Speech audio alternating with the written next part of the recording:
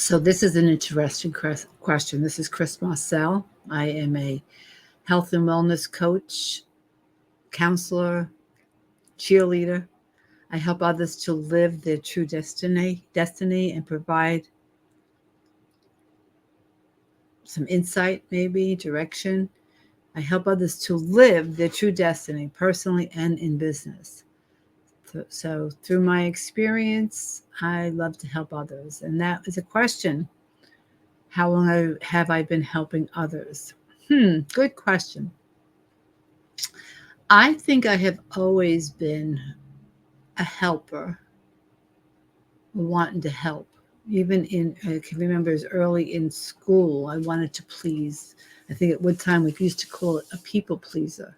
You know, anybody out there ever wanted to just help people or be the teacher's pet, or teacher would ask a question, have your hand up first. You wanted to be able to, or somebody who wants to do this. So, again, I think I've always wanted to help others.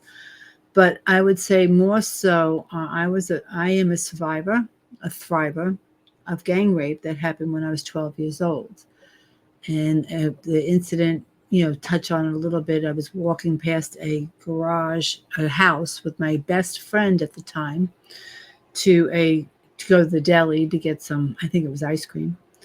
And her brother was at the door of the garage and said, "Hey, come on over here." And next thing because again, I had a little teenage or preteen, what do you call it, crush on her brother. And they pulled me into the garage, and the rest is history. I was stripped and felt up and fingered by, I think, probably 8, 10 boys. I still can't remember exactly how many. I think I can name to this day 8 of them while my best friend watched. So, yes, I can talk a little bit about rape. I can talk about PTSD. I can talk about a lot of subjects and and I could talk about forgiveness too. So that will probably be more topics that come up. But where I am today is like, how long have I been helping others? Well, mind you, here's a 12-year-old, can't get away. There was one boy, and I'll just say his name was Frankie. I won't give you his last name. I know his last name. I heard him say, "Stop, she had enough." If he did not do that, I firmly believed I would have probably gone over the deep end. At that point, I took my clothes. All the buttons were ripped off my blouse, and I closed it up, and I walked out of there. And I remember walking home, but I don't. Next thing I remember is sitting in the bathtub and just soaking and crying. Nobody helped me. Nobody, not even my best friend and her brother. They didn't help me. And that's been the story of my life. No one has been there to help me. So, therefore, I am a big advocate on helping others. And to the point where I do it with love. Yes, I can do it with love.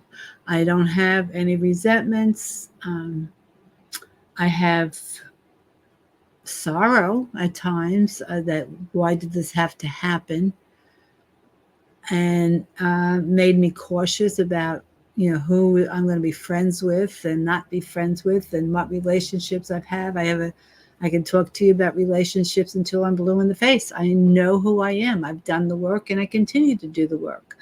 So how long have I been helping others? I would say since I'm 12 years old, I've been helping others. And finding a solution, I think I was 23. So 11 years after the incident, I went into recovery. I went to AA. Actually, I was in Overeaters Anonymous. Um, so that happened when I was 12. I was 20. So like 18 years. I went to Overeaters Anonymous first because I hid behind the food. I figured if I was fat and ugly, you wouldn't want to have anything to do with me, and I wouldn't have to deal with it. So, but even in finding solutions in Overeaters Anonymous, we're taught to be sponsors and help others to find a solution, just like in AA. When we finally start to realize that we are worthy of recovery, worthy of feeling better, that no matter what I did or do, I wasn't going to die. So I've shared in some of my videos about not thinking I was going to make it till 30, and here it is. I'm going to be 70 in November. Wow, that's a long time. So these things stay with you. Over my years, I have always helped. I've picked up people. People didn't have a place to live. I gave them a place to live, to the point where I think it offended my family, the kids growing up. My parents didn't like it. Just again. But and the thing is that I have a thing on my wall here. It says, "Give to people who deserve you, not to those who need you." And that was a lesson I had to find out too. You can't help everybody. Not everybody wants help. But if you want help, whether it's physical, mental, or spiritual, I am living proof. And I have the degrees, and I have the credentials, and I have the tire marks, and I have the joy on the other side to be here to help you.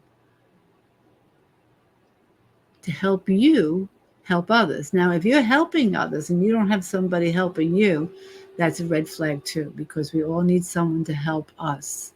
So, reaching out, how long have I been helping others? Let me just say I was 12 years old, so that was 1966 minus 1924. Okay, so 2024 minus 1966. So for 58 years, I have been helping others. How long have you been helping others? So I am here to help you, be able to help you to live and identify to find your true destiny and learn how to live it, personally and in business. I also went out on disability in the 90s, and I've been self-employed ever since. So I have been a business broker, a real estate agent. My health and wellness program brings in money. I do pretty much, I always have something that's an income producing activity so that I can be able to live, because I have not had a man financially support me, and so I'm proud to say that. But I wouldn't, I won't throw you away if you come my way. I'm only kidding. I don't mind being self-supporting, but I am not going to support you emotionally, maybe, but not financially. I worked too hard to come to this point. So I've been helping others. I'm here to help you. And if you help others and would like to just have a conversation on how we can continue to help others, please reach out. Chris Marcel, a health and wellness company. And as I said, I'm a firm believer of what we put in our body, on our body, around our body, affects our health. Have a good day. Bye-bye.